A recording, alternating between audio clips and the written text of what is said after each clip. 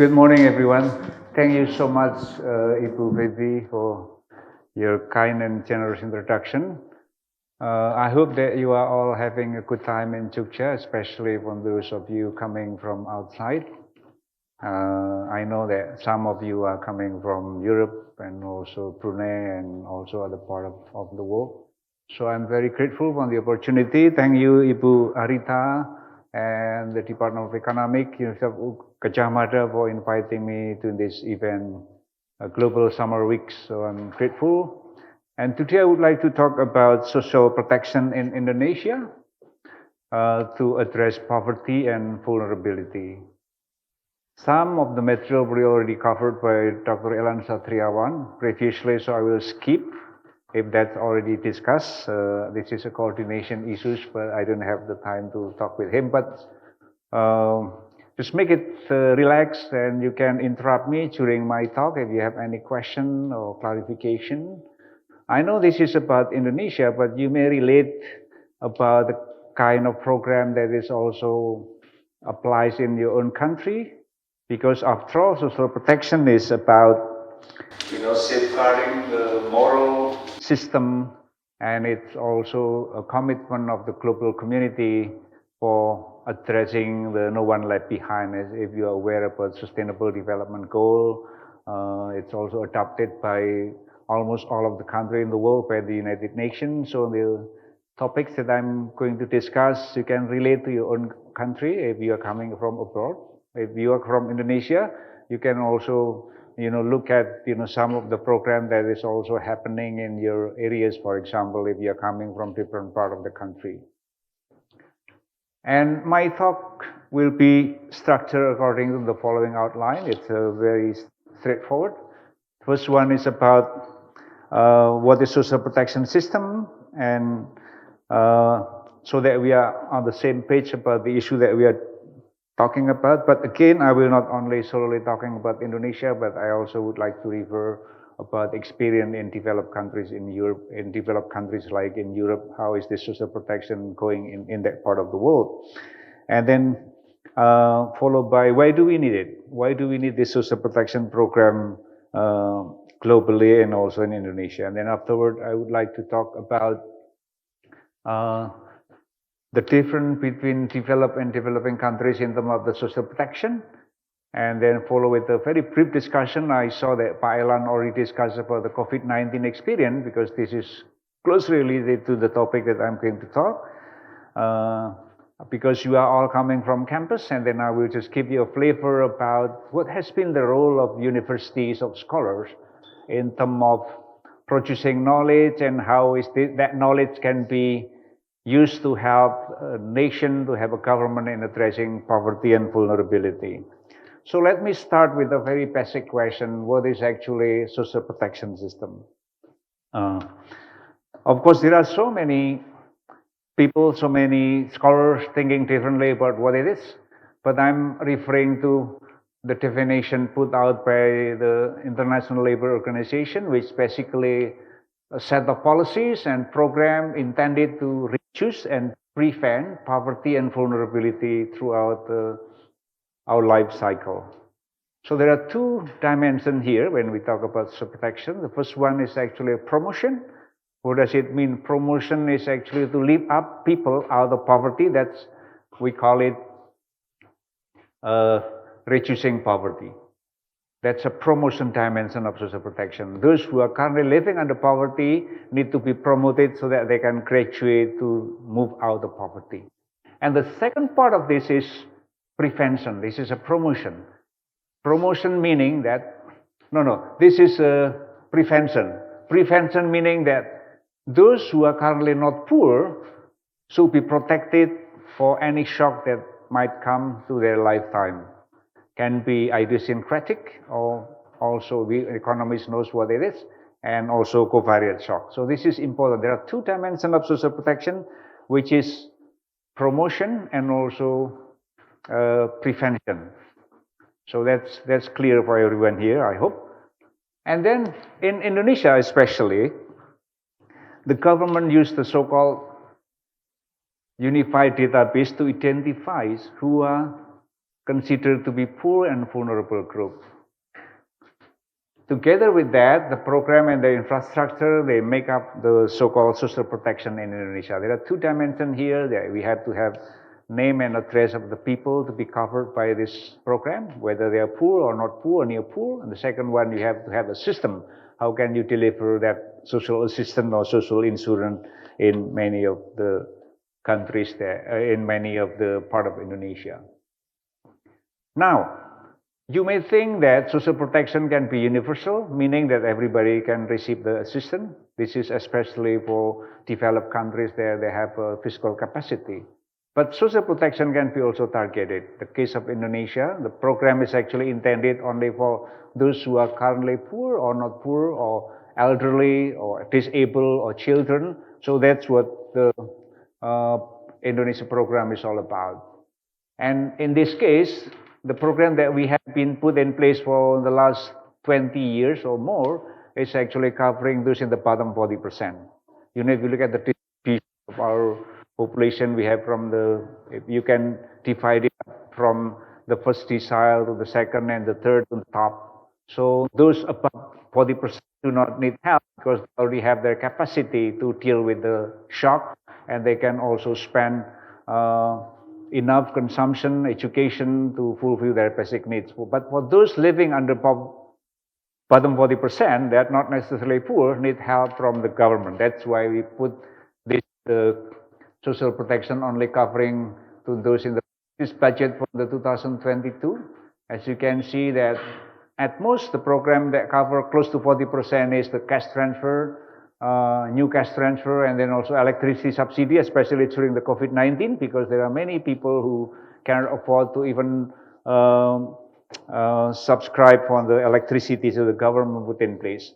And then you may ask, where do we need to target? Does it really more efficient compared to just like a helicopter drop money from the top to everyone? So a paper by Ben Olken of MIT and also Rima Hanna of Harvard, my co-authors, and Professor Elan, co-author, has revealed that actually targeted program, given the fiscal limitation, is actually more efficient compared to if you have universal coverage. I think there are some algorithm there that you can check on the Journal of Economic Perspective, where they shows that targeted is actually much better than universal coverage. So now, let's talk about what kind of the program that we can compare between Indonesia and also why. The second question is about where do we need social protection? So this is very important. First, Indonesia actually has made a very significant progress, very impressive progress in reducing poverty. If you look at the poverty actually at the peak of the crisis, some of you probably have not even born in that time, in the 1998, the New Order collapsed because of the political turmoil and also economic crisis in Asian financial crisis in 98, 97. And as a result, poverty increased almost double, more than double. It was recorded during the pre-Suharto was about 11%, increased to about 25%, 24.2%.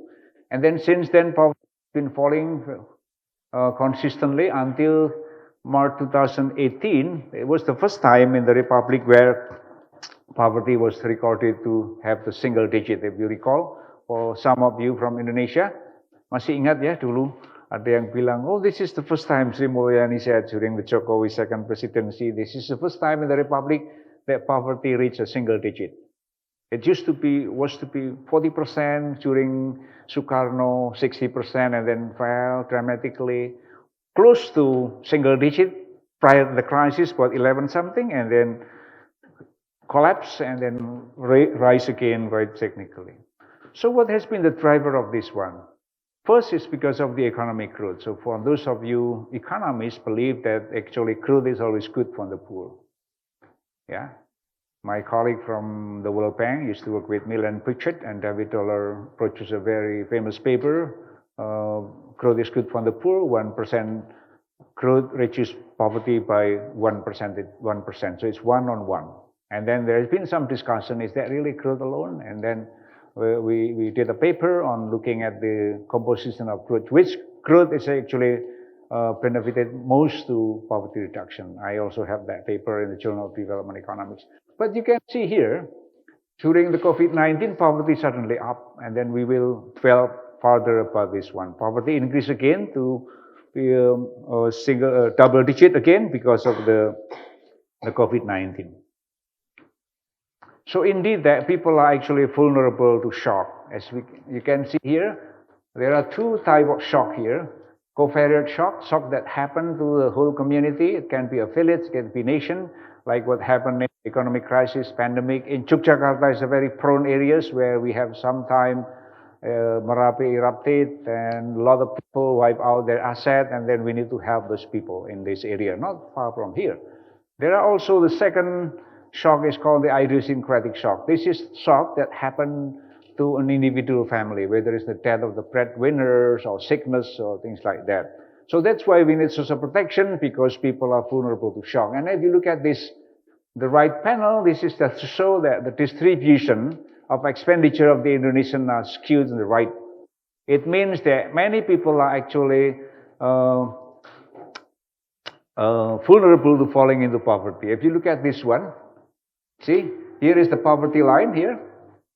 About March 2017, for 10.64% people living under poverty. But if you increase the line by about 50% to 1.5, and then poverty more than double to about 30%, about 78 million people. So this is just show that people are, easily fall into poverty because of shock that I just mentioned. And indeed, if you look at the data here, so this is the data, whether a bit long term from 2007 to 2014, it's about 7 years. This is using the panel data, meaning the same household, the same individual interview over time, and you can see that people are from the quintile, for example, quintile 2 actually falling into the lowest quintile. At the same time, people in the lowest quintile also move out of poverty. Even the short-term period of time, 1 year, 2014 and 15, the story are the same. So you can see here why social protection is important, because people move in and out of poverty. You can imagine about, people living in a village, and because of the drought or because of the flood, and then suddenly they don't have any crop coming out from their house to the house because of the failures of the crop. This is the example where people are moving in and out of poverty. And then another reason why do we need to care about social protection? I think vulnerability is not unique to Indonesia. This is people are exposed to multiple risks like the pandemic.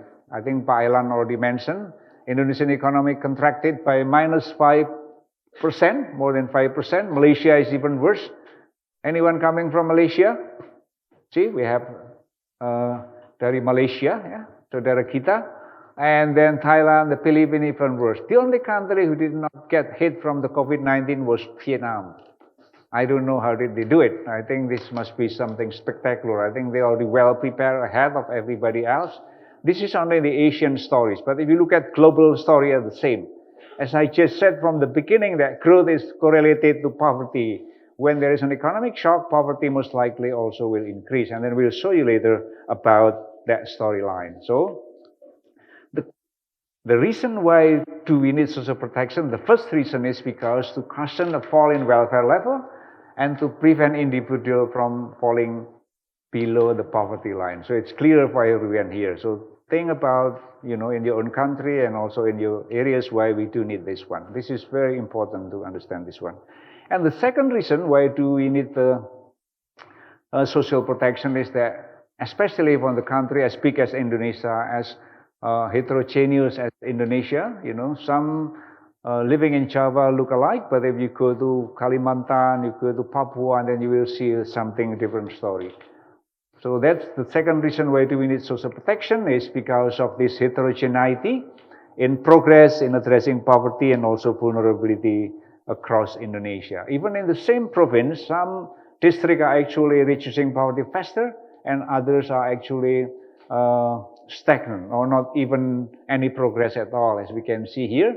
The highest headcount in Papua is about 10%, and then second highest decrease of poverty in Aceh is about 4%, but some area in Aceh are actually experiencing poverty increase. There's also issue of migration, accessibility, regional capacity. So the bottom line here, if we know about this heterogeneity, we have to work with the areas where they are left behind.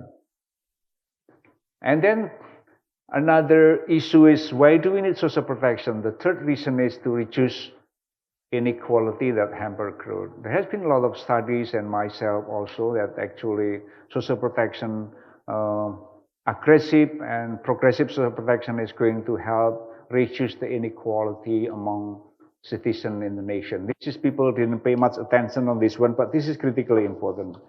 And the fact is that Indonesian inequality has been rising. You can see from this chart. Between 2000 and 2012 in Indonesia, for example, inequality has increased by about 11 percentage points. I think Pak JK, if you recall, mentioned, Yusuf Kala, former Vice President, mentioned about what do we need to do in the future for Indonesia is to address this inequality. Actually, Indonesia is not unique. Actually, Malaysia also experienced high inequality, but some countries at the same level of development like Vietnam, Thailand, and the Philippines experience reduction in inequality. Then the question is, why do we care about inequality and social protection? Simply because this is from a paper by Smeru researchers, shows that actually inequality are highly negatively correlated with growth. The higher the inequality, the lower the growth in that district. This is using a district level data. So indeed that inequality is bad for the poor. If you look at, this is my old paper. This is supposed to be Surya Hadi, Sumarto and Surya Hadi, not Sumarti, but that's okay. I just discounted my name. That is the paper that I have written myself. So this is just to show about the accounting. Just look at this. Anyone here learn about regression and simple arithmetic? This is just to show you about, if we have a baseline of 10% poverty rate in that nation, and then you have a growth 5%, and then what happens if you have a perfect inequality? What happened with poverty? So you have 10% baseline, and then you have economic growth 5%, and then in a nation where perfect inequality, this is measured by Gini coefficient, number from 0 to 1. 1 meaning that, everything is owned by one person. Anyone want to volunteer? What happened with perfect inequality? Raise your hand. So if you have a growth of 5%, and then you have a baseline poverty of 10%, so what happened with the 10%, with the 5% growth on poverty? So the answer is already there, that's 10%. There's no change, right? Baseline poverty 10%, then you have a 5% growth with the perfect inequality, meaning that, the Gini is 1, there's no change at all. So the poverty, 5% growth doesn't have any impact on poverty, still 10%. Okay? Clear now? But what happens if you have Gini of, 0.5, and then poverty will fall by about 0.9 percentage points. So this is the importance of inequality in terms of the economic growth. Any question from here? So don't worry, just take it easy that you learn something out of Indonesia, and you can reflect about what happened. I know there's some of material probably a bit advanced for some of you, but just think about, because in the past people think that economic development, like something that I just mentioned, is not that important, but turned out to be very important. The Nobel Esther Duflo and the one who are working on poverty, and mostly on Indonesia. Okay? So this is because Pak Wisnu and Bu Erita mentioned this is about ethic, about the global ethic for everyone coming to this lecture, to this global summer week. So eventually social protection is about, duties that international community need to uphold, and it is an expression of global and divine morality in our economic order. That's why we have the Sustainable Development Goal, and this is done by, promoting social protection, and then also education program and many other programs that many countries globally have already advocated. Now the next one that I would like to talk is about the social protection policy making and developing countries. As I just said, that I'm not entirely or solely talk about Indonesian social protection, but also will see what happened in other part of the world, especially the one in developed countries, so that you can tell about this in more detail in your own experience. Just if you look at this social protection in developed countries, they are usually universal, including like health services in the United Kingdom, and then in Germany and also many other Scandinavian countries. Anyone coming from the Scandinavian countries? Okay, welcome to Yogyakarta. What part of the? Oh, Denmark. Oh, that's. I think you can, relate this to what happened in Denmark when it comes to health insurance and also social protection program, what happened during the COVID-19. So that makes sense, but partly because there is a sharing of responsibility. I think they have to pay tax, and they also, if you're working in the formal sector, you have to pay the contribution. So universality in developed countries like in the United States, in Europe, in Australia, can be carried out because they have a fiscal capacity, and also there is a contribution as part of the system. This is not the case in developing countries, like in Indonesia, for example, that our social protection are usually non-contributory, that everyone is covered by the government, especially those in the bottom 40%, but not everyone, simply because it's a targeted program. Where are you from? Brunei. Brunei, okay. Do you have a full insurance, health insurance? Okay. And also you're from Brunei? Oh, the Philippines, okay, welcome. So the Philippines, do they have a universal coverage for social protection or targeted? Yeah. Mostly targeted, right? Okay, it's the same in Indonesia. And anyone coming from Indonesia? Are you from Indonesia? Do you have social insurance? Do you have insurance? BPJS, yeah. Oh, this is an example where he has an insurance. Do you need to pay? He has to pay. That's a contribution. So he is not coming from the poor families, because those in the bottom 40% are actually paid. The subscription is paid by the government. Okay, but for people whose family are 40% and above are paid by the government. And the social assistance in developing countries can be conditional and also non-contributory, like, we'll explain more detail in later. And the way how the government does in reaching out these people most in need is by using this so-called social registry or benefit list. So this is to make sure that people who are deemed poor will receive the assistance. So the question is, why do not the government cover everyone like in the Scandinavian country or in Brunei or in many other Europe? Simply because we don't have enough fiscal capacity. Not many people in Indonesia pay tax. Anyone knows how many percent of Indonesians pay tax? It's about 11%. See?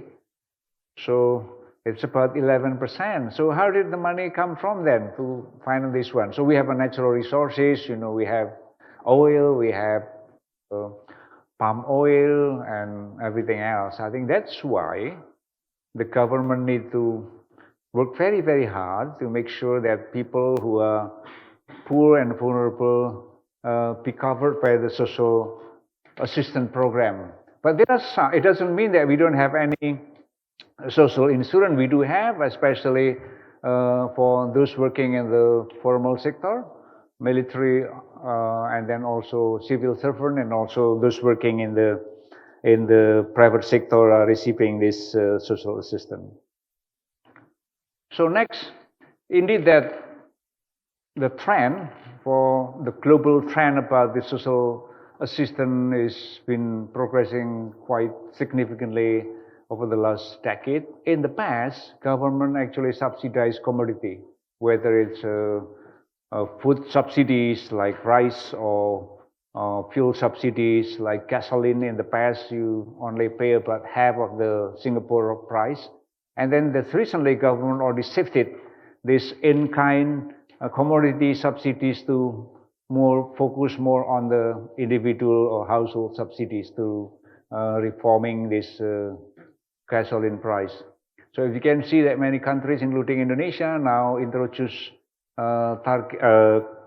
commodity subsidies to targeted cash transfer, voucher, food assistance, paperwork. As you can see, and also for the poor household. You can see in this graph, it just show you only in about 6 years, the number of cash transfer program has increased quite dramatically from about 27 countries only in 2008 to close to about 65 countries in 2014. This is just to show you how famous is the social assistance since the last decade.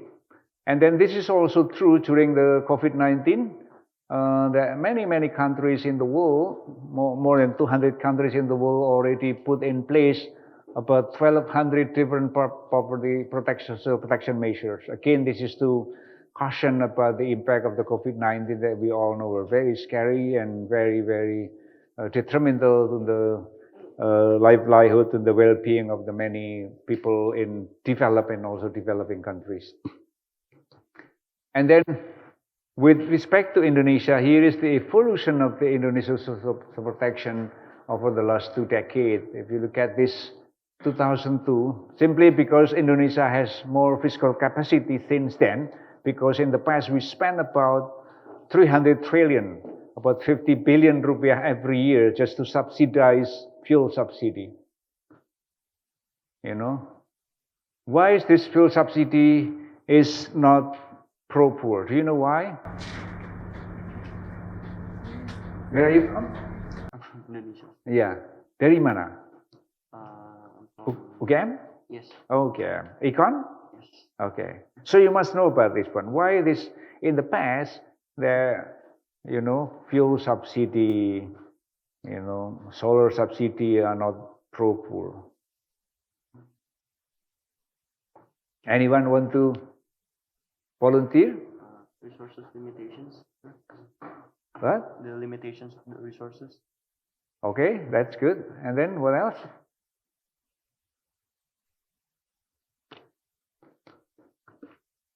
You want to volunteer?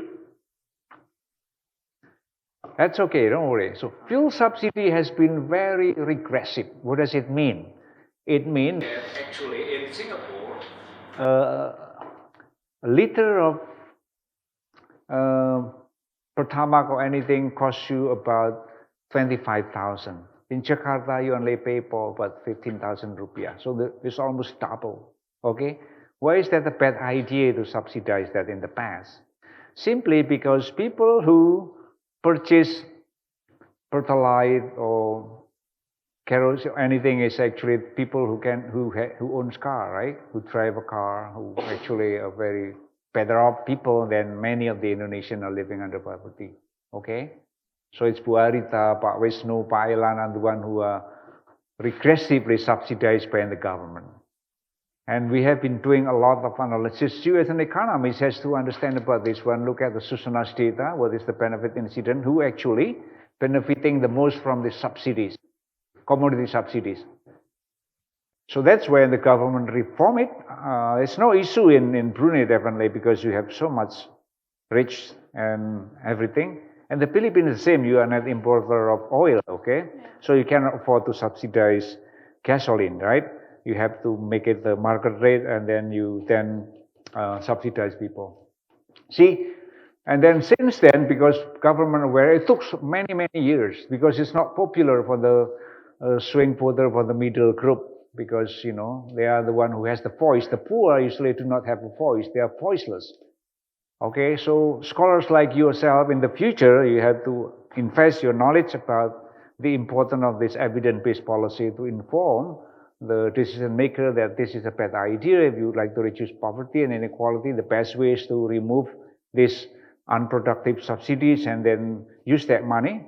We are talking about 100 trillion rupiah to help this poor household.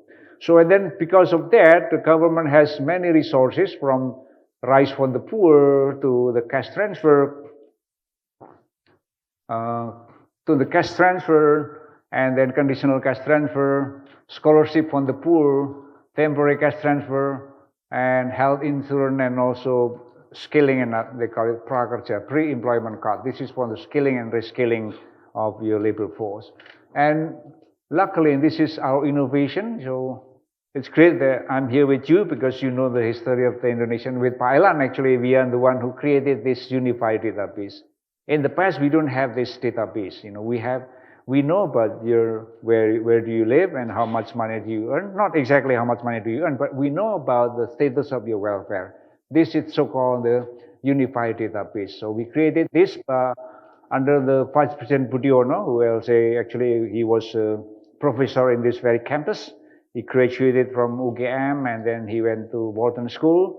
He was our Vice President. He was also the one who invited me to the Vice President office to work with him, with Pak Elan, previous speaker, on building this unified database. So use this opportunity to talk and ask me, because the lecture is not that important. I think you can read my papers in the journal. If you Google Sudarno Sumarto, and then you will see many publications I had. But that's not very important. The most important is sharing about lesson as an academic, as a scholar. What can we help to improve the betterment of mankind? This is about ethic, global ethic, on the importance of this section. Okay, you know now why we have this one. So I did talk about the COVID slightly during my introduction, but Pak Elan already mentioned a lot, so I'll just skip very fast on this COVID-19. But this is just to show you about what COVID has done to humankind. Okay.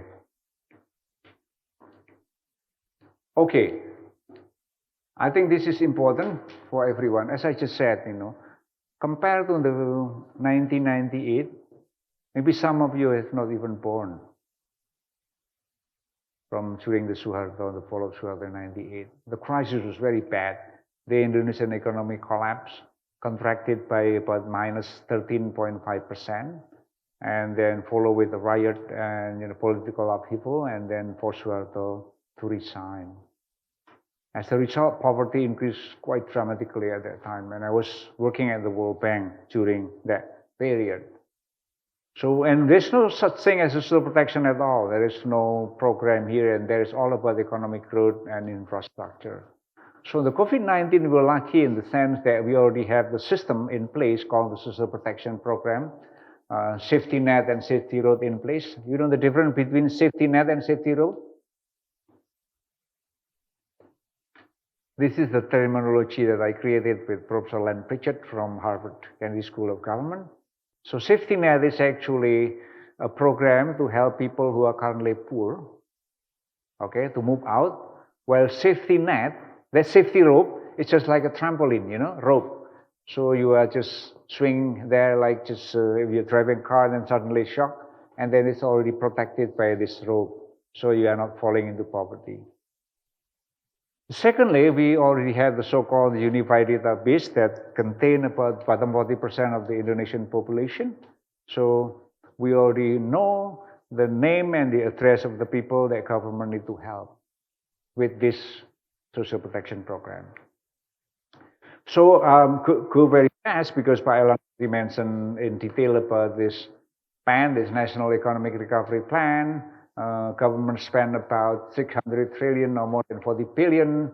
And then we focus on two things, the provision and distribution and the expansion to the middle income, because it was, impacted, the COVID-19 impacted not only those who are poor, but also those who are middle class and not poor.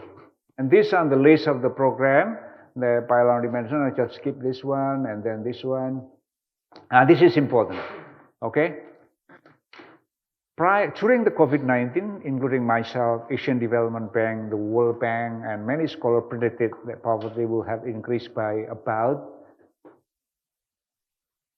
4 or 5 percentage points. It means there will have been about 4 additional poor people. But because of this system that we already put in place, this so used that poverty actually only increased by less than 1 percentage point, 0.6 or something. So additional 1.3 million people. Why is that so? Because of the caution that we already put in place. You can see this is a picture by my colleague from SMERU, Pak Asep and the colleague. And see, the actual social system, the median consumption still fell by about minus 3.1%. And the counterfactual, meaning if there is no such program, poverty will have increased by 6.2. So the difference is 100%. Okay, so that's why poverty increased, but not 5 million, but it's only about 1.3 million people. See, this is a very nice, very neat analytical work that you can also work with. See, you can imagine about what happened in Indonesia without this social protection in place. Okay, so your consumption should have, on average, this is the so-called the growth incident curve. This is people actually rank from the very poor to the rich to the right. So this is the growth of this income during the COVID-19 between September 2019 and September 2020. This is very neat analytical work, very simple, but it's very useful for everyone who would like to do some analytical work on this one. Okay, any question from here? Please don't hesitate. If you'd like to ask something else, that's also fine. So poverty increased by about 1.3 million, not 5 million, as people already predicted.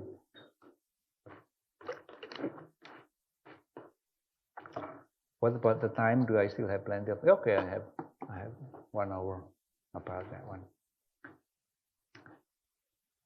Now, let's talk. This is very relevant to why we're here. I think you all have a bright future in this, and you're still young, and you will be using your talent and your expertise that your parents send you to good school, great school, not only those in Indonesia, but also from other countries.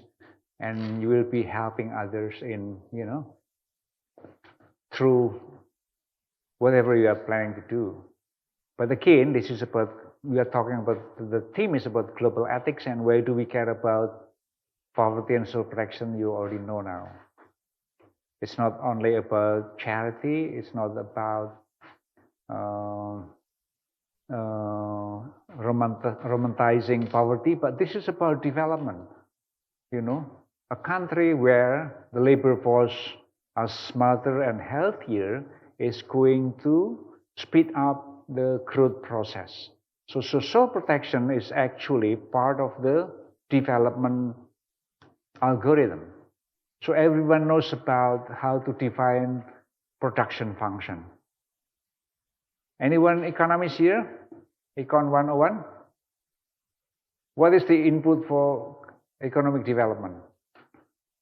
Production function.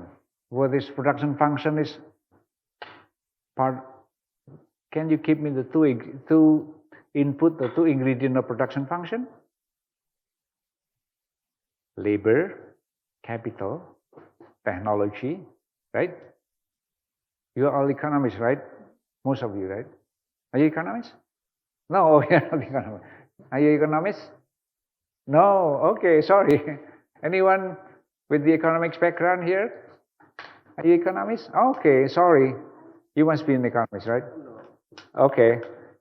Okay, that's all right. Are you an economist, right? Oh, no. Okay, what is background? No. Social science or something like that?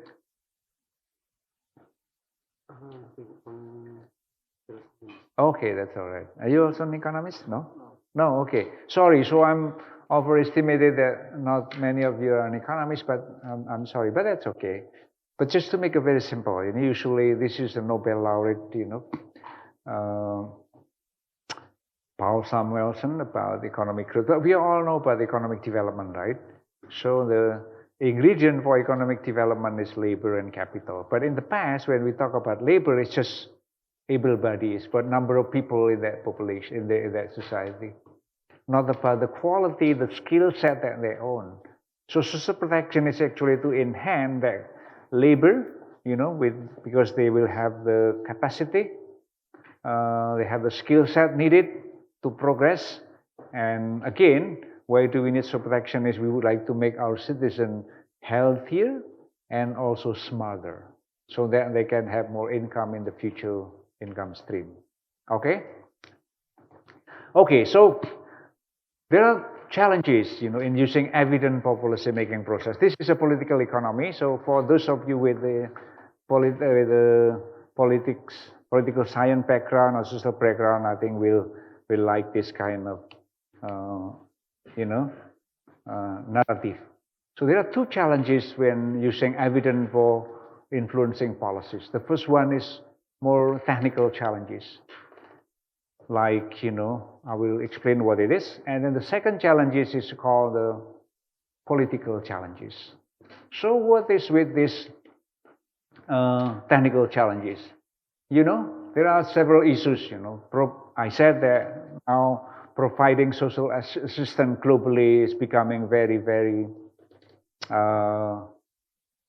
common in many countries. In the Philippines, I have many friends, I go to Manila a lot, PIDS, Celia Reyes, and all of the people at Asian Development Bank and Ateneo de Manila. So I come to Philippines. We have this connection with the Filipinos in terms of the Indonesian Philippine for the South-South collaboration. And we talk about this a lot. Sometimes with colleagues from Brunei talking about this issue. So we know now that actual social protection is becoming very important, but this is not easier said than done. What does it mean? First, you have to determine who is the eligible, because again, we have a limited budget, right? Not everyone is going to get it. And then what type of assistance? Why is this important? Why is it important? Because not like in Scandinavian countries, you all pay tax, right? Most of you, right? So the government knows actually how much money your family earn because you pay tax. So if there is shock and you need to help your family, the government can transfer check or giving you assistance. But not in Indonesia. We don't have it. As I said, that we only about 10% people paying tax. Okay? So as a result, we need to have this proximity testing to identify who is supposed to be eligible for the program. Secondly, what type of assistance do we provide? Is it in kind, sending rice in the household, the family, or just giving them with cash, or give them with the voucher or with electronic banking? Simply because many of the Indonesians are not bankable, they don't know about banking system and very limited. Again, we're talking about the bottom 40% here, or even less, And the third one is how do we make sure the assistance really reach the household? There are many corruption, leakage, undercoverage, If you send money, maybe it's not coming directly to the recipient, or missing in action. There are so many missing rights in the past when the government deliver social assistance. And then the next one is, what is the impact? Is there any evidence long-term that giving social assistance, giving cash, with or without conditionality, is actually going to help household moving out of poverty? So these are the technical challenges in this one. So Paul Pailan already talked some of them. I'll just go very fast. The first one is on the conditional cash transfer. This is conditional, meaning I give you money, okay? If you're pregnant women, you have to go to the medical center every 3 months. Or if you have a kid in school, you have to make sure that your children go to school. That's the conditionality, okay? We keep them for the bottom 10%, about 10 million people receiving that one. You receive money every month. This is the conditional cash transfer one. And then we try to evaluate this program. What has been the impact? Turn out that this has been a very good program because it keeps kids stay in school. In the past, during bedtime, if you are not giving this cash, and then, when there is a bedtime, they will withdraw their kid from school and working for the family. So this is a paper by Pailan and Rima and Van Olken on the impact of this cash transfer, short and mid long term. This is a randomized control trial. Just look at this one. This is the comparison is the yellow, and the green one is the treatment group, the beneficiaries. You can see here, unenrolled is much smaller for the treated, and also attendant is also much lower, meaning that this is the opposite. So actually, it's a better off. And then we also found that cash transfer actually helped family to get rid of this stunting phenomenon. In terms of stunted, meaning the stunting, stunted children mean. Stunted is a height over weight. I think we are all okay here. Stunted is actually underweight. It's coming from the underweight, because you're underweight and then you cannot grow, and usually it has some implication for the future development of the children. Okay, so bottom line, conditional cash transfer, the government already introduced, is actually good for poverty reduction. And then this is something that you all need to know. Politicians sometimes think, why do we need to give this money to the poor or the vulnerable? This is a charity, this is not good, it's not educating the society. Do you believe with that? Giving cash, giving assistance is actually bad politically, because the politician doesn't like it, because you like charity and it's going to discourage people from working and making them lazy and things like that. I'm conflicted. I can't give an answer because it is useful up to a certain point. Okay. But it is the argument that when you just keep giving people cash, they may tend to get lazy, especially the people really below the poverty line, those who are uneducated. They tend to just rely to the government all the time. Okay. So yeah, that's why I'm conflicted about that. Okay, so this is a good answer. See, does this kind of program make people dependent and lazy? This is important politically. It's a very sexy argument, but if you look at the global evidence nature, that's not the case. Probability of working last week is actually the same between treatment and also control. People who received the assistance and people who did not. See, this is the two graph, the control and treatment. Treatment meaning that actually those who receive the assistance from the government. Okay, the control are the same people, similar baseline, but they didn't get nothing. And then this is also people that I have written, the number of working hours last week also didn't change that much. So the argument that giving social assistance, cash transfer actually make people lazy is not actually happening in reality. So I think this is important that we understand about this algorithm for many countries. The next example is about, this is global evidence. This is the last example is Indonesia. I think this is already mentioned by Ilan, my previous speaker. Here is the idea, okay? Over 20 years, the government of Indonesia has been delivering rice to the household. They call it raskin, rice for the poor. 10 kilos per household per month, and they had to co-pay that one. It's 20 years. So every year, we spend about 10 billion rupiah, rice. And then the rice is distributed from the district office to the village, and the village head is going to distribute rice to every household in that one. 20 years. As a result, because it's a very bulky, very risky, and then we know that, turn out there are many missing rice. Okay? The household, and the broker, and also the local official maybe just ship it to the market directly because they have a handsome profit, because this is highly subsidized. The household only pay 1,000 rupiah per kilo, and then the market rate is about 6,000 per kilo. So you have a very handsome profit, right? But it's very complicated, very difficult to get rid of this one, even though we already know there is a corruption here. So what did we do? And then what did we do with Pailan and myself? This paper is published in the Journal of Political Economy, GPA. You can just Google it. I think people love this paper a lot. Just looking at how can if we transfer this one, instead of giving rice, just give them cash. Okay? Giving cash to the beneficiaries. And the result is, as you can see here, what did we found? So, voucher concentrate on the benefit to the poor. So the left panel is just to show you. Okay, the blue is the poor. This is the voucher, and the green is the rice. So the gap between the blue and the green is huge. This is people from the bottom to the top. This is the poor people here. So they are getting more with the blue. Okay. So what happened then? As a result, actually it reaches poverty faster if you receive this cash transfer instead of using Rastra. Rastra is rice from the poor. This is in kind compared to the green one. Okay, so it's clear. And then as a result, the government changed this policy from giving in kind to giving only cash. Okay, so that's a technical challenge, now.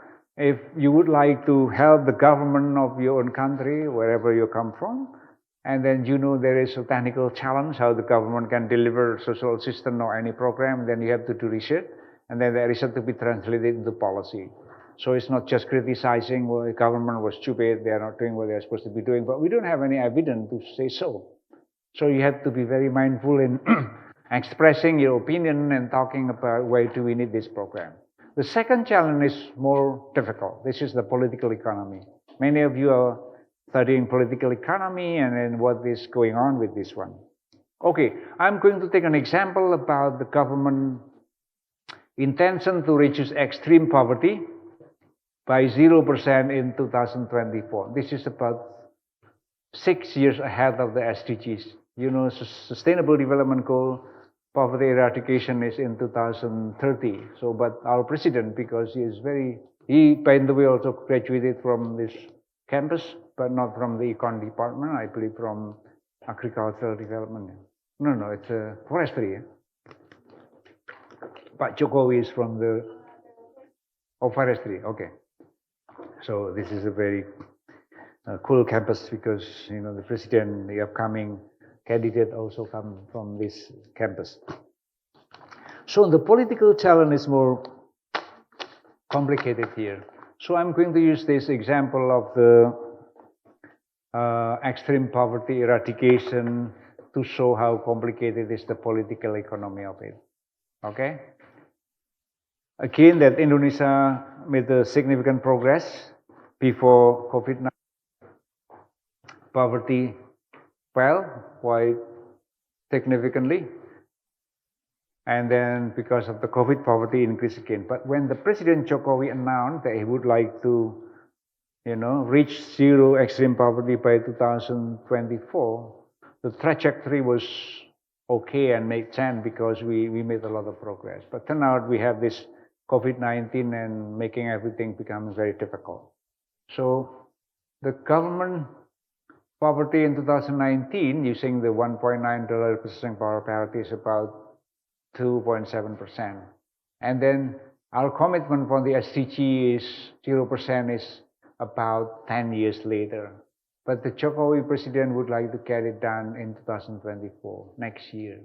So this is just to show you how ambitious he is.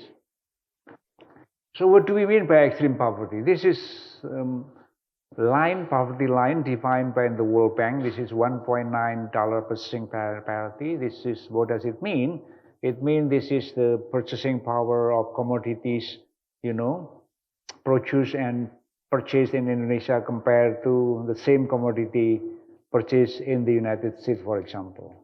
So if the one banana in Indonesia costs you only 50 rupiah, or even that's too much, maybe 2,000 rupiah. In the US, you have to pay, for example, 10,000 rupiah. So that conversion between that purchasing parity is about 0.2 something, That's the way how the PPP is being calculated in Indonesia. This is absolute poverty measure and has been adopted by many countries in the world. That's why we have this Sustainable Development Goal is actually adopted by not only Indonesia, but also countries in the world. Next. So here is the target, and then, okay. So here is the trajectory that President Jokowi would like to have. You know, that by 2024, I think this is all of the ideal and also scenario that we have put in place for the government to have this. And we prioritize three things for achieving this extreme poverty. Number one is enhancing the targeting system to make our data more accurate, because there are exclusion error and inclusion error. And then implementation, program implementation need to be improved. And thirdly is promoting program conversion. Okay? In a nutshell, to get that three things done, there are so many political barriers that government has to face. Like what? That's your question. Let's talk about this targeting. Targeting is very important because you have to make sure that people, who receive that program has to be those who are poor and also vulnerable, so that your program is more efficient in reaching it. So here are the issues that we are having. Okay? Despite all of this good intention from President Jokowi to make sure that we have zero extreme poverty by next year, there are issues that the government need to address. What are the issues here? Number one is animosity over targeting data administration. So people like to work in silos. This planning has their own data. I think it's also happened in the Philippines. You have this so-called national targeting system, but statistics have their own data, and barangay have their own data of the community-based monitoring system. And the second one is leadership problem. So this is a self-critic to myself, because I'm also working with the government. This is also for you. There's people here from the government? Government official? No? Okay. So probably we need to bring people from the government also in the future to come to the Global Summer School for UGM. Yeah. And the last one is over-reliant on social protection. Okay? Because we would like to have this program that also focus on the livelihood in the future. So these are the three issues or the political challenge that we have. Let me just give you an example of these targeting issues. What is the problem with the targeting issues? As I said at the beginning of my speeches, not that beginning, but in the middle, we are lucky that Indonesia have already established the so-called Unified Database, okay, UDB. This was created during the President Budiono Vice Presidency, which I contributed to also with the Pailan. But that data was last updated in 2015, okay? That's already obsolete, okay? So the Jokowi would like to move very fast, and there's no one would like to update this data. Panas wanted to have their own data. Ministry of Social Welfare to be told what to do with the targeting data, and then also overrule of this one. So this is a very politically complicated. So what we did as a scholar, because we already have this experience in the past many years back of having this targeting mechanic using proximity testing and everything. So we developed this combine of everything using the National Planning Board, the PKKPN data. They already have the data, and then we work with them and then talk with them. Can we work together and to construct the new database and can be used? As a result, we developed this so-called P3KI, program for the expedition of the extreme poverty reduction. And then this is the way how we resolve the issue of targeting. The second problem, how did we do about this one? Another problem that the government has is leadership at the top. this is very critical actually to myself, what is going on here, We're supposed to have a president who can tell the minister, do this, do this, do that. It turned out to be not the case, There is no unifying vision about how can we reach that objective, how to get that 0%. Because this line ministries, because this is all the problem with the democratic country, because some of the ministers come from a different political party, okay?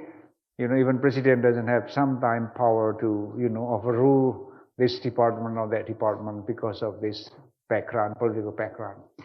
So as a result, there is no coherence between the policy and the budget, and we do not have a very strong monitoring and evaluation in place. We have it in one of the institutions, but actually it's not working very properly. And then commitment to produce knowledge for product sustainability is also not very easy here. The government wants everything very quick, yesterday, not now. So you see the problem here, right? You see what happened. So here are the issues that Indonesia is having right now, and hopefully it's going to be improved over time. So this makes the achievement of zero extreme poverty becoming very, very difficult and complicated. Okay, so the last one, what I'm trying to tell you is about, there are three issues, right? The first was the targeting, animosity of targeting. Number two is about leadership at the top. The third one is about that we are relying too much on what? We are relying too much on social assistance program. Even though this is not bad, but we would like to have our society, our community to move the ladder.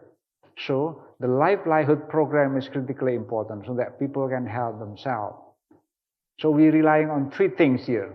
The first one is on reducing expenditure burden by giving social assistance, cash transfer, social security program, safety net program, and then economic empowerment. We have that economic empowerment, but actually it's not working very well. And then focus on the reducing pocket of poverty. So what we need more in the future for this kind of program to work is to broaden our understanding and better what kind of livelihood that actually is going to help those people moving into the ladder. Not only just in poverty, but they are also working mostly. So the question now is, you will be the next researchers or anything you want to do. My question is, how can academic work, research contribute to, finding concrete evidence to have more effective policies in your country or in many parts of the world. So what can we do? How can we support program to alleviate poverty? So this is a question that is very relevant to everyone. So there are two parties involved. The first one is on the knowledge production. The knowledge production is actually by researchers, statistician, university professor, research institute, or yourself, student, to prepare for rigorous evidence, trusted, and then that evidence can be used to improve policies and disseminate openly. So if you have paper or something, don't keep it yourself. Discuss it with your colleague. If you are coming from a small town where you can have some engagement with the local leader, you can present it to them and get make it, everything that you produce is accessible. And then the research that you are doing is actually policy relevant. So this is the job of the knowledge production, knowledge producer like us in the campus and also in the universities. But it takes to tangle. It's not enough if you have, or even if your research sophisticated, published in the top journal, but it's not relevant to the government. So you have to make sure that you get support from the decision makers and have for them to have an incentive to use that research. So I've been doing this for the last 30 years of my life. I got my PhD in '96 in the US. I came back, but my background has always been research. Even during the Suharto, I worked for this Center for Policy and Implementation Studies under Suharto, working with so-called Berkeley Mafia. These are smart Indonesian economists working for Suharto behind the scene. They are all, most of them already passed away. Professor Victorio, Professor Ali Wardana. Those are the people who recruited me. And then from Gajah Mada, we have late several people, the former rector, and then Putiono joined, that was later on. So we know exactly how complicated life is and policy making process is.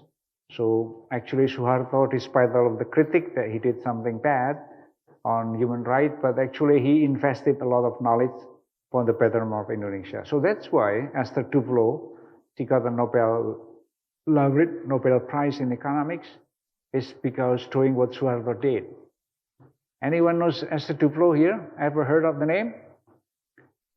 She's very smart, graduated from Paris School of Economics. That's where my daughter actually went. She just graduated from Paris School.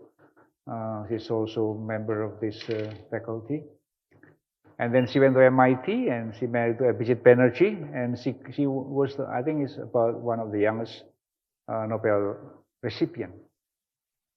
Why I talk about Esther Duflo? Because she did her thesis, her dissertation is about evaluating the INPRES, SD INPRES, Presidential Instruction School construction. That's during the Suharto.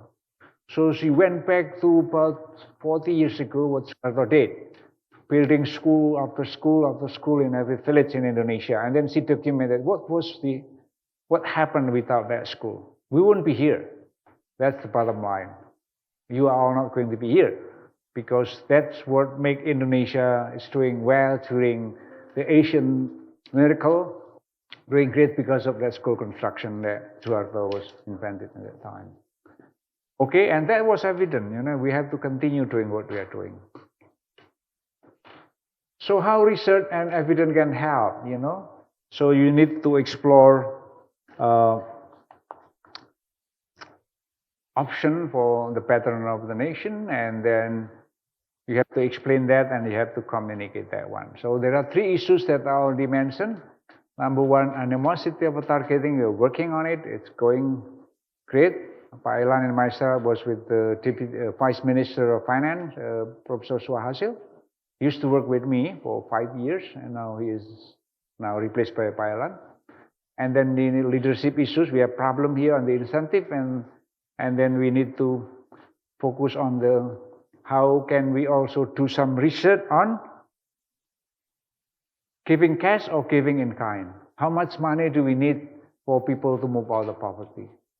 Can you imagine? Maybe you can just, that's what Sudarno said is just very simple. We already know everything that he said. That is actually nonsense. Because even global evidence, which one is the best policy? The only evidence that we have is on the BRAC, in Bangladesh. This is an NGO giving cash, big lump sum money, and then also help them going through the life, like facilitation, how to sell their product, how to make them healthier, and that's an expensive program. But we don't know actually. You talk about, why don't you give them livelihood? Why don't you give them capital? We already spend a lot of money, trillion after trillion of credit, subsidized credit, no interest rate, no result. We don't know, okay? So that's why I'm not pretending to be, I didn't know much actually. I need to learn from you, I need to learn from other people, what other country has been doing in terms of social protection and poverty, okay? Okay, so lastly, before I end and we can have a discussion, is about this, okay? Government would like to have a quick result. Give me everything. I can do it very fast. So sometimes if you would like to reduce poverty faster, they would like to focus more in the area where the pocket of poverty lay. But we as researchers, no, wait a minute. So we have to test about this hypothesis, giving cash or giving in kind. It doesn't need to be focusing on the area where the poverty is. Yeah, it's okay, but in the more generating evidence, it's not going to be useful because there is no counterfactual. You give the same money to the household, but maybe other household who didn't get cash actually can progress the same, okay? So that's the storyline. There is a tension here between the policymaker and scholar where government has a myopic time horizon, would like to have a quick result, while the researchers would like to make sure that your evidence is actually cool, proven, and useful. Okay? Now, finally, now I would like to, I hope again, I want you to reflect about what I have just said in terms of, the puzzle that we are having, and also you can reflect on your own country if you are coming from the Philippines, from Brunei, from Sweden, and from many parts of the world, and also from Indonesia. Think about what I just said, that actually the challenge of the global are still very, very tough, very big, and you as a young scholar in the future need to contribute something so that your life is useful for other people. Okay, I will end my talk by giving about 5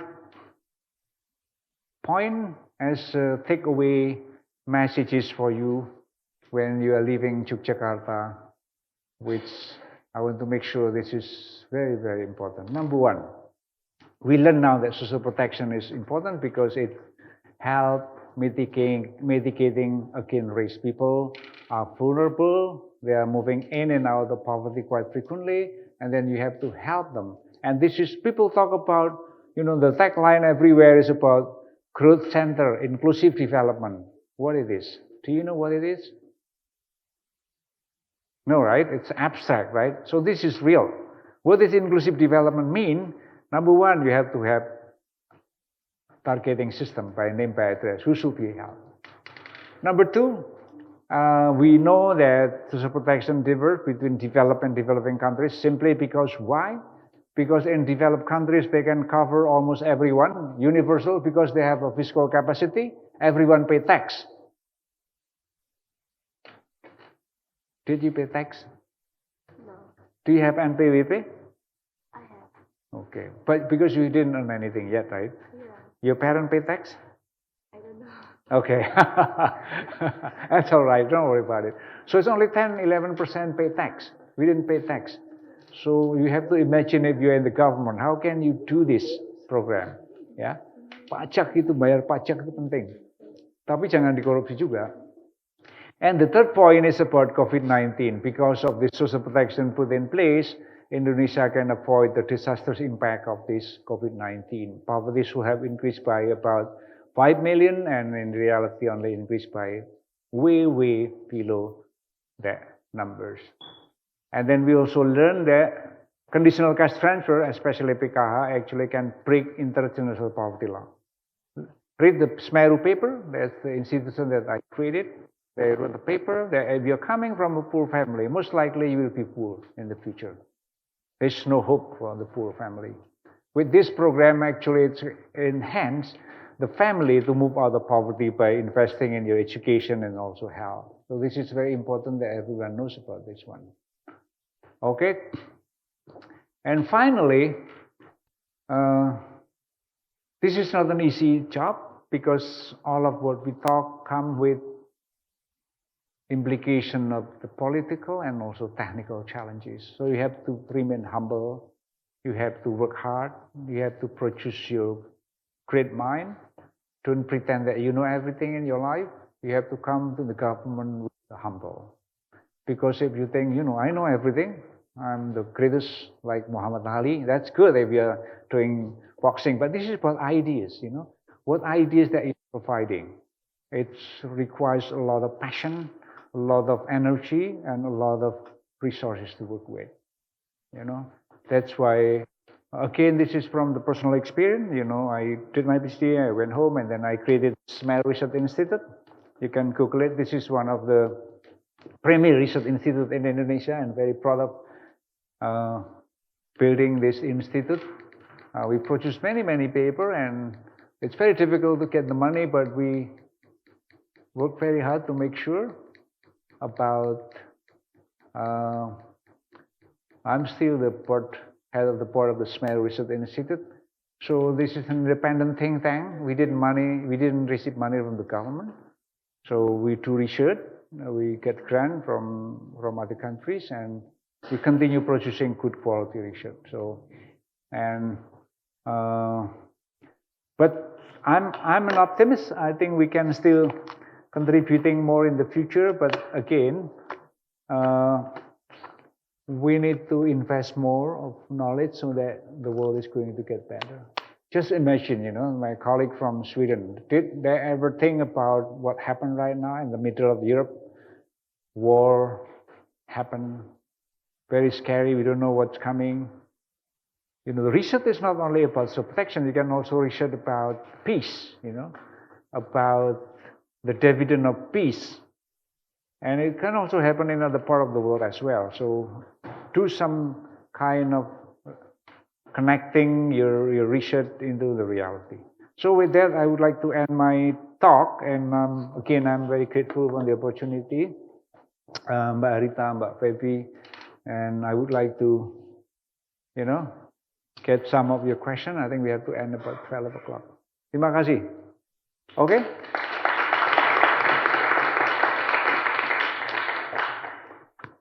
Yes, sir. Good afternoon, sir. My name is so my background is economics. I'm sorry for the limited knowledge from the economic perspective. So basically, the PHK's program is, it's pretty useful for reducing the poverty rate. I think the cost of this is how people who have lower income have the same privilege with the middle income and higher incomes, and therefore, by using the share of the same floor, they could reduce the poverty rate.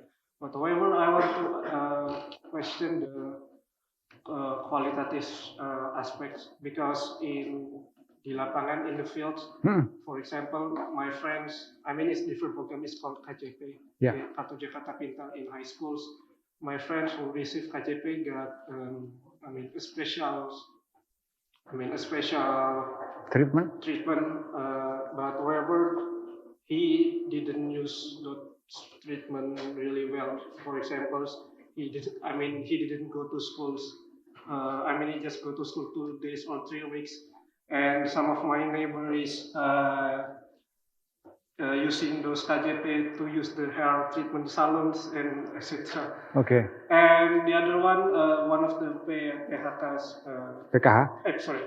PHK's program is by subsidizing the women who have pregnancy, but what I saw is didn't solve the problem by some of the cultural aspects, such as banyak anak banyak rezeki. Therefore, some in the village, I've seen so many people in the same street as me are having marriage and etc. Okay. But Good. in higher education, but for my family, for example, we should choose higher education first, then go on for marriage. Okay, I get your question. Okay, very good, very good. Thank you so much. Where are you from? I'm studying here, but from Jakarta. UGM, yeah? But you're from Jakarta. Okay, my friend. So the question is, number one, about the privilege that the government has given to this community. Qualitatively, doesn't seem to be revealing or showing about the evidence that I just saw. There are some qualitative dimension in it. Actually, they got this Jakarta Smart Card. This is like privilege. You give a free scholarship, and turn out he didn't go to school. He slept and things like that. And also this conditional cash transfer program that I just mentioned, he found out that actually it doesn't prevent people from having more children. And so this is, again, is about the other story of, the quantitative side, which this is great. Thank you so much. This is something that you need to document about this one. Of course, that's on cases, 1, 2, 3 cases. There's no perfect program in the world. There is always some caveat. There are some issues about implementation. So the key is actually on the conditionality. If you didn't do what you're supposed to be doing with the PKH or conditionality, you are not supposed to be getting the money. If you receive the money and then you didn't let your kid go to school, but sleep instead, and then next month they have to get out from this program or something like that. So government has some problem in terms of enforcing the conditionality at some point. So there is no credible threat. Don't worry, that's also not happened in Indonesia. It happened also when I studied in the US. Many of the family or who receive this food stamp, they're supposed to buy food, right? But actually they sell it in the black market and they got the cash and then they purchase beer and cigarette in the store. It's the same story qualitatively. But overall, the program has been doing good. Yeah. Thank you so much. So, yeah, so for those of you who didn't do economics, but you are doing more qualitative studies, this is very important storyline, you know. I think what Sudarno said is everything seems to be beautiful in the most of them. It's not really. Sometimes also, you know, there is an adverse impact, you know. It's happened in many cases. Anything else? My friend from Sweden, do you have any question? Or you want to compare about your own experience? Okay. And you put the mic so that.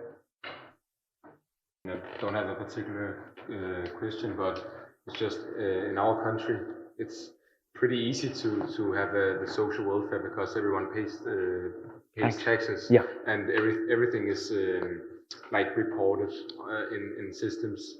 Yeah. So like it's difficult to compare our country to Indonesia, but also we're only 6 million people, so it's easier to implement things. Yeah. But when you're 270 million people, it's very difficult because a lot of different layers in the society. I mean, you said only 10% paid taxes. Yeah.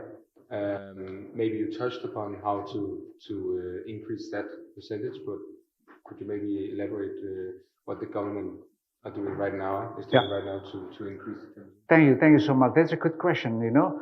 Number one, yes, it's a small country, 6 million, that's only a district in Indonesia, or even less. But the storyline from Sweden is also good for us because people are paying tax in their country. So, and then if you would like to give subsidies from the government, you can just look at their payroll and everything. You can just transfer to their bank account. It's also happened in Australia with the Centrelink. You know, my colleague at the ANU professor received, you know, suddenly 1 million, or not 1 million, 1,000 Australian dollars during the COVID-19, and the other friend got 1,500 or something like that without him knowing it because there's a shock. So, but the question from our colleague from Sweden is about how Indonesia has been trying very hard to increase this tax collection and also tax administration, you know. You know, Professor Swahasil happened to be our dear friend. He is the he is the Vice Minister of Finance. So we meet him quite often, but his focus is on poverty, and his concern now is, you know, how to incentivize people so that they're willing to pay tax, and we have been trying very hard to, you know, expand. But the problem is also about the issue of governance in the way how government actually running this budget from. So people sometimes doesn't seem to be, why do I need to pay tax because the government didn't use the money properly or things like that. So there is issues of credibility with the government, and there is no very strong law that if you didn't pay tax and then you will be, you know, sent to prison or things like that. So maybe I think they have done some studies also with MIT, JPL. Basically, it's by giving information, by giving facilitation, you know. But don't worry, you pay tax or report anything you own, and we are not going to penalize you even if you pay late and things like that. So we're thinking about doing a lot of campaign, a lot of socialization about the importance of paying tax. But at the same time, from the government has also to improve their credibility and using the money. So, but yeah, we are working on it, but I don't know for sure what kind, other than this socialization and also enhancement information for the general public about the importance of paying tax and where is the money being used for by the government. Okay, on this side, do you have any question? Oh yeah, silakan Mas. You can speak in Jawa, I can help. No, I can speak in Jawa. Okay. So thank you, sir. I would like to ask, so in quality education, the scholarship can be called as social protection. Yeah. And I would love to know from your point of view, especially on your experience, there's the new trend that we talk about Indonesian International Student Mobility Awards, that is co-funding, and especially in your own conclusion, we really want to ensure an inclusive economic growth. And with that co-funding, especially that we need to require at least 25 million rupiah a month, I don't think it will be an inclusive economic growth. And if scholarship can be called social protection, what's your point of view about scholarship in social protection? I would like to know about. Okay, thank you so much. So, so the question is about, again, how to operationalize what so-called inclusive growth. People talk, this is beautiful, this is nice, this is sexy. People love inclusive. Melibatkan semua orang in development. But how can we define? And one of them is actually scholarship. Scholarship is definitely an inclusive development. And the government, I met with Pak Yoga Afandi, who is one of the smartest guy in Indonesia, who is now head of the institute in Jakarta. He also think that I think our education, high-level education, is becoming less inclusive because it's only, my son and his son, rich family go to UGM or go to ITB or Invest Indonesia or all the Indonesian Ivy League, quote unquote. But the poor and the middle class and lower do not have the resources to go to the top school. So how can we do that? And then we talk about bidik misi, bidik misi. Yeah? So I think the government need to expand in terms of giving scholarship for this underprivileged people. And my view is Pak Budiono, our vice president, has also been very, very keen on promoting more of this inclusive scholarship for Indonesia in the future. So that's my answer. So yes, higher education scholarship is important, not only this in the PIP, Indonesia Pintar, KIP, Kartu Indonesia Pintar for primary, secondary, but also for the tertiary need to be expanded so that the poor and vulnerable families can also go to the top school. Okay, maybe one more, or do we still have one more? Oh, enough. Oh, two more minutes. 2 more minutes, one more, and then, oh yeah, silakan. We have plenty, but sorry. Okay, sir. First of all, thank you for the very insightful presentation. So I'd like to ask regarding people with disabilities. So are there data included in the unified database or Susnas or Sakarnas? Yeah. And are there any social protections from them since they are also included in the vulnerable? Yes. And also often involved in the vicious cycle of poverty since poverty leads to malnutrition.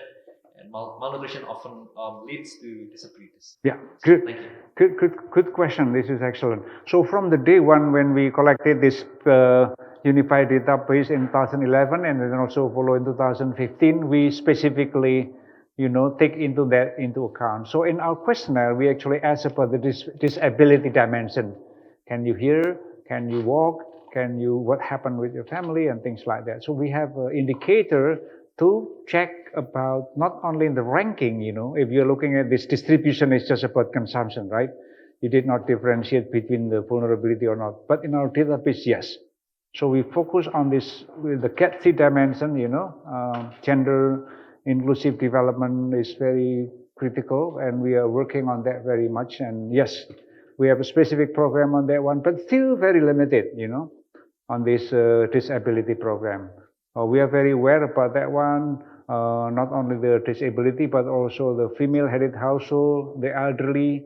So we have a list of vulnerable people, not only from the economic point of view, but also from other dimensions like the CAT-C related issues. So great question, and it means that you have been following this work very much, so good.